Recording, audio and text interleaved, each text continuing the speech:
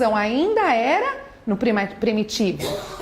Mas depois a gente teve espíritos de alta escala que vieram nos ajudar, como por exemplo Jesus falando, atenção à emoção, o sentimento, deixe falar. E aí o que acontece? Quando o sentimento fala mais alto que as conquistas materiais, é o sinal que a gente está na cintura, que nós estamos conseguindo evoluir. E estamos na era da luz. Uma informação só, porque era da luz. Os hindus dizem era da luz, porque a excitação molecular que vai ser criada vai ter uma luz constante, que não é, ela é permanente, não é quente. E nesse período dos 2160 anos, pelo tipo de energia, é como se a gente não tivesse a possibilidade da escuridão, energeticamente falando. Ok? Muito bem.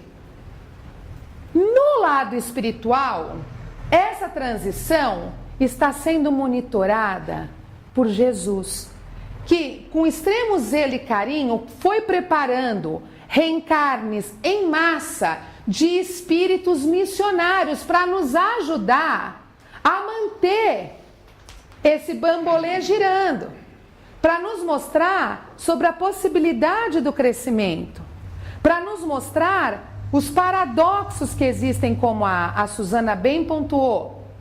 Teve uma questão terrorista, mas tem um monte de gente que na sequência ajuda, né?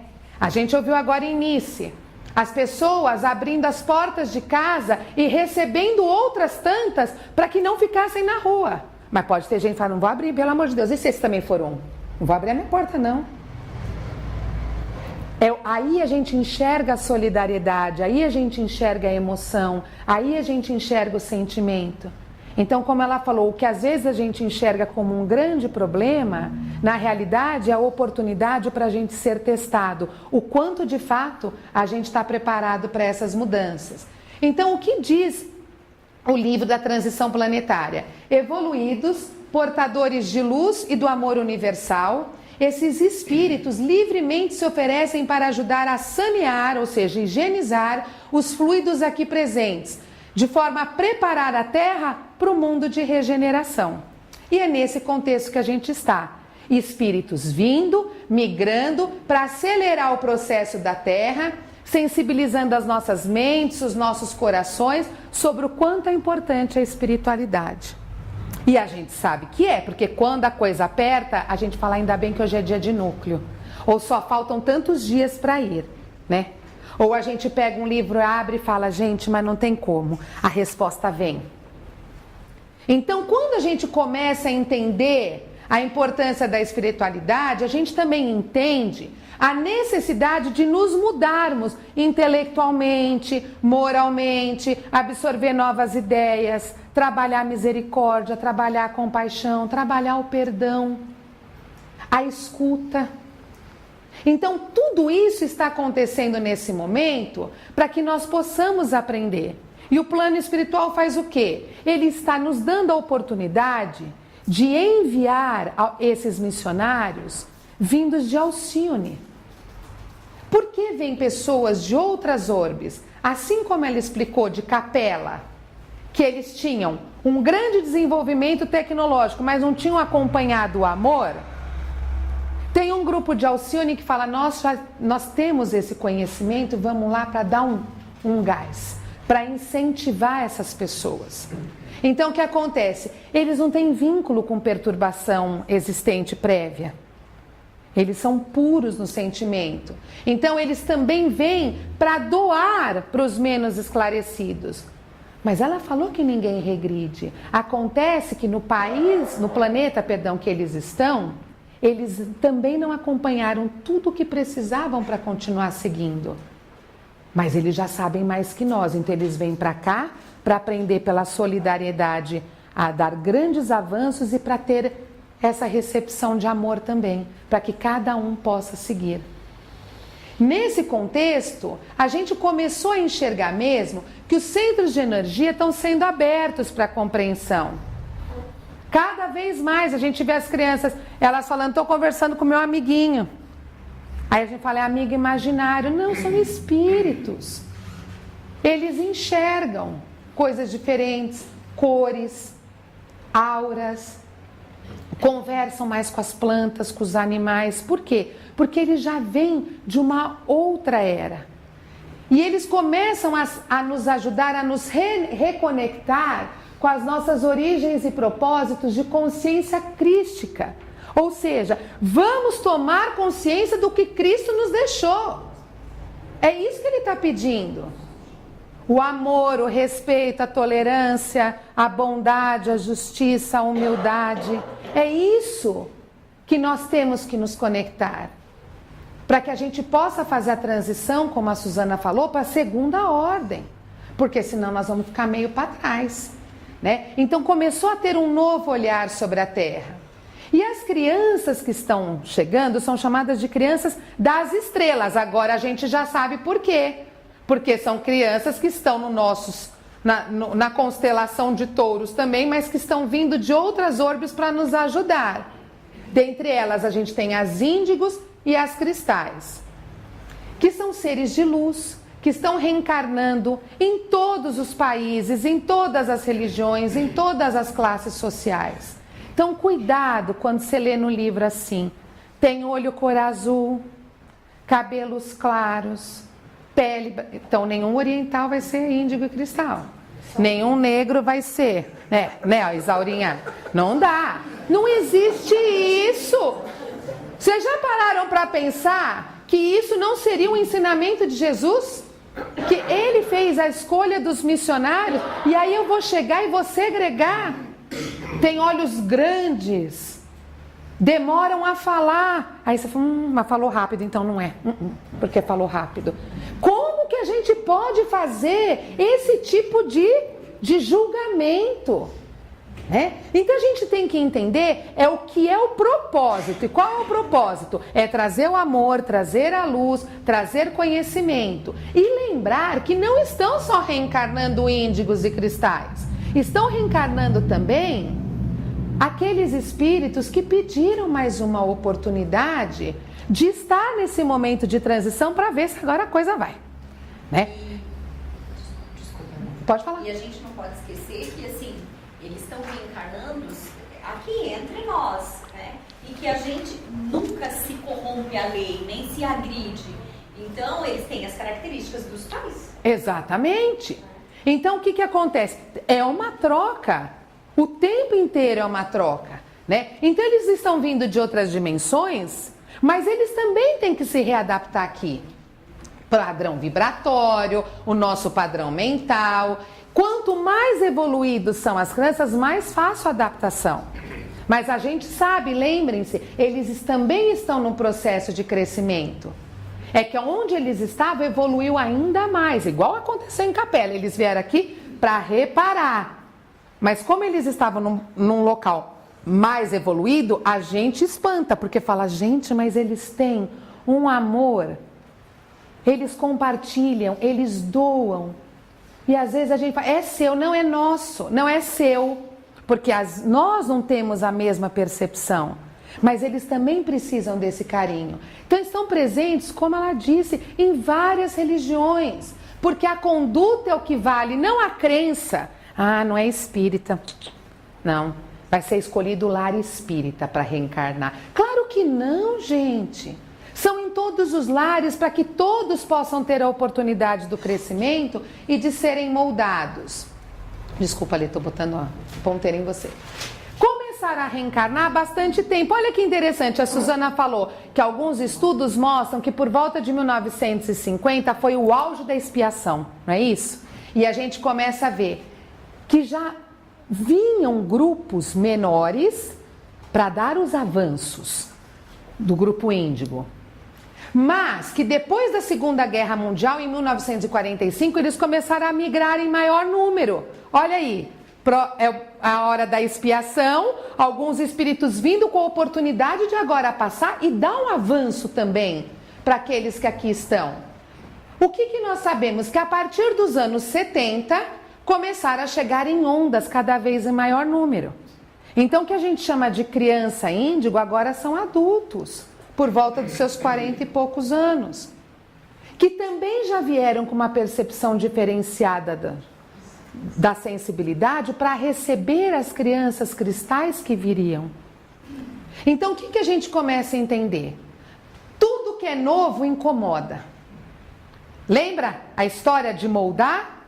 Você fala, mas gira, que gira esse bambu. Dói a cintura, é lógico. Você está se moldando. Você faz um esforço para manter, até que chega um momento que, não sei se vocês já viram, tem gente que põe 4, 5 bambolê. E tá lá conversando com você, fazendo aquilo. Você fala, gente, como é que pode? Você nem escuta o que a pessoa está falando com você. Você fala, como consegue? Já entrou no automático. Já faz parte dela. Então, o que eu quero que vocês entendam é que para os psicólogos, para os educadores, para os terapeutas, foi estranho começar a chegar uma geração de questionadores. Por quê tem que ser assim? Por que não pode ser diferente? Eu não quero assim. Você não ouviu a minha opinião, não tem nada que opinar. Se é criança, vai fazer do jeito que eu estou mandando. Eu vou falar assim. E eles mantêm. Porque eles estão te dizendo, nem todo mundo está certo, nem todo mundo está errado. A gente está aqui para aprender. A gente precisa saber a razão pela qual aquilo acontece. E quando a gente entende isso, aí ele fala, então tá bom, eu vou fazer porque agora eu compreendi. Então os psicólogos, os terapeutas na década de 70 começaram a rotular aí, são hiperativos, tem déficit de atenção. Não é que tem déficit de atenção, já conhecia isso de outro plano. Então vamos que a vida anda. A gente está lá no manual, a criança fala, já sei, já montou, por quê? Porque ela lembra como faz. É dela. Já perceberam isso? Você fala, gente, quanta criança prodígio, senta, toca piano, toca violino, se destaca no esporte, faz leitura sem nem ter sido alfabetizada, porque ela lembra, teve o contato, aquilo voltou. Mas como era estranho para os educadores, eles começaram a tentar rotular e começaram a desenvolver estudos. Eles falam, não, calma, não tem nada de errado com eles. O que acontece é que nós estamos diante de uma nova geração e vamos ter que aprender a trabalhar com eles.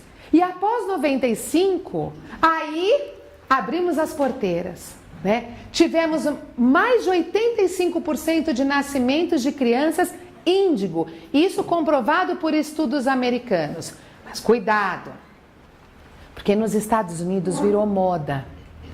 Meu filho, o que você acha? É cristal ou é índigo? Faz um diagnóstico para mim. Então virou um apelo comercial. Eu levo, eu faço testes, tem uma série de perguntas e nessas perguntas, se você ticar X delas, índigo, cristal, você não, ele tá ali na transição, pé na terra. Um simples mortal, pé num índigo, pé num... Não pode fazer isso. Mas os estudos começaram a enxergar de fato que não estava nada errado com esses espíritos. O que acontece é que eram novos conhecimentos sendo trazidos. E aí eles vieram para nos ajudar de fato a permitir essa transição e recepcionar as crianças cristal. Então o pessoal fala, a aura. A aura de uma criança índigo é cor blue jeans. Azul, jeans azul, o azul jeans. Acontece que isso vai variar muito de acordo com a radiação, de acordo com a percepção, de acordo com o conhecimento que ela tem. Então pode ter um tom diferenciado. Pode ser um pouco mais claro, pode ser um pouco mais escuro, pode ser para o tom violeta. Mas nessa tonalidade me indica uma aura de mestre, ou seja, eu tenho condições de ajudar nesse processo evolutivo, né? E aí a gente começa a perceber um alto nível de inteligência e a gente comenta, gente, essas crianças de hoje em dia elas são muito diferentes. Imagina, com 1 ano ela vai e já mexe no celular. Imagina, de onde eles vêm? Sabe Deus o que vem depois do celular. Então para eles é muito simples.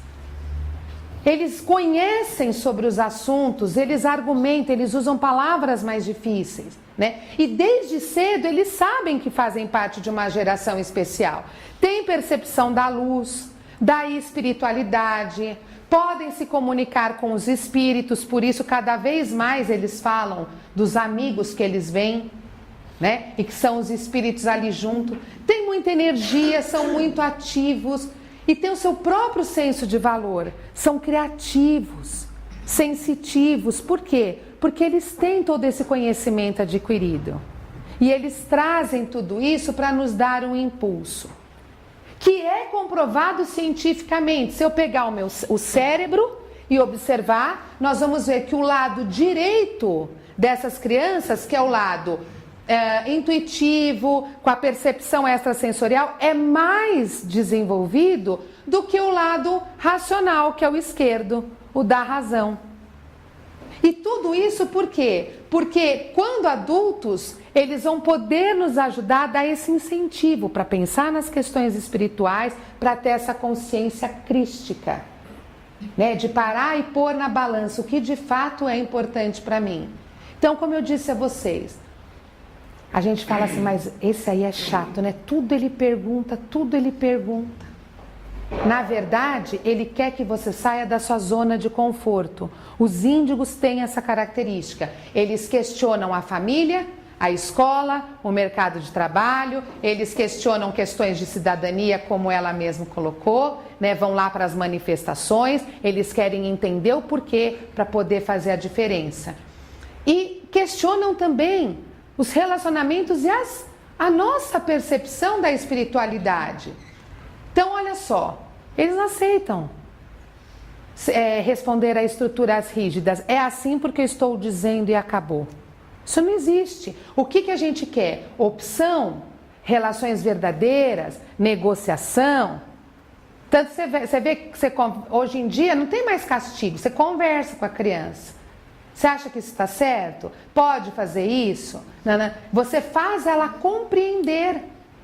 Por quê? Porque é esse tipo de experiência que vai fazer com que eu compreenda a necessidade do crescimento. Não aceito intimidações. Ah, se você não fizer isso, você vai ver. Ele fala, vou ver o quê? Aí a gente fica mais nervoso. Não me desafia. Eu não estou desafiando. Ele está perguntando. Mas a gente fica nervoso. Você fala, se você falar de novo, mas eu não estou falando nada, eu só estou perguntando. Não é para perguntar.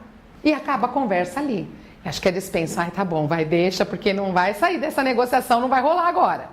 Então, o que é importante a gente pensar? Olhe para essas crianças. Eles conversam pelo olhar, vocês já repararam isso? Não é a cor do olho, é a forma do olhar. Eu coloquei essa imagem proposital, né? Uma criança comum, mas que tem o brilho no olhar. Aquele olhar que penetra. Você já viu que às vezes a gente está nos lugares, tem criança que fica olhando pra gente? Aí você fala, gente, alguém fala, gostou de você. Aí você olha, ela não fala nada. Aí você pisca, dá uma risadinha. Daqui a pouco, ela faz um sinal. Você fala, gente, é comigo mesmo. Aí você fala, ai, que bonitinho. Ele está trocando com você energia. Ele está mostrando para você sobre a importância do olhar. Olha para a sua vida, olha pelas oportunidades que você tem, olha o universo disponível, olha o que Jesus nos deixou e pensa no tanto que você reclama. A Suzana mostrou quantos espíritos estão esperando uma oportunidade para reencarnar. Aproximadamente 25 bilhões. Era. É bem menos. Mas mesmo reduzindo, eles estão aguardando a oportunidade. Nós já estamos aqui, perdendo a oportunidade. Olha que coisa absurda. Depois recebe a ligação e fala, mas eu tenho que ir para outro lugar? Mas eu estou aqui. E a gente ainda fala, não fiz nada de mal, mas você fez de bom? Então é isso. Nesse momento não dá mais para ser neutro, eu preciso me posicionar. Então, eles estão de fato abalando o sistema de ensino. Por quê? Porque eles querem um modelo que me mostra a importância de eu raciocinar sobre o que a vida me traz, né? Do contrário, eles se distraem. Então, o pessoal já fala, déficit de atenção.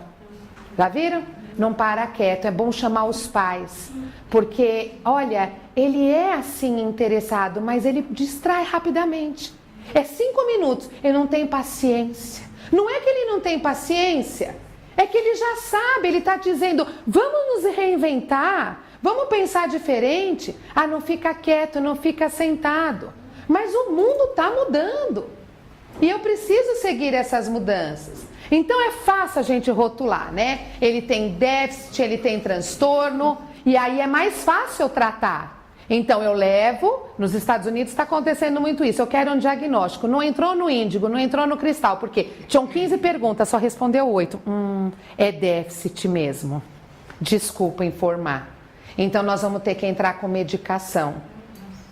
E aí cedam essas crianças para que ela entre no meu padrão de interesse. Agora você fica sentado. Agora ele presta atenção, né? Ele está lá sentado, alienado, porque ele está sedado por medicação. Mas para mim, eu estou na minha área de conforto, né? Ele está quietinho. Ele não tem um bom desenvolvimento na escola. É aluno mediano, lógico. Ele está sedado. E alguns livros pontuam cuidado, porque você deixa essa pessoa dependente dessa substância química. Futuramente, quando você tentar tirar, o organismo já é dependente, ela vai precisar de outra e aí a gente vai ter um problema para resolver. Então não somos nós que temos que mudar as crianças, nós temos é que entendê-las para que adequemos então a nossa forma de ensino. Agora, o que a gente vê hoje? Muitas crianças que adoram reiki, né? Que fazem meditação, yoga. Aí você fala, gente, mas como pode?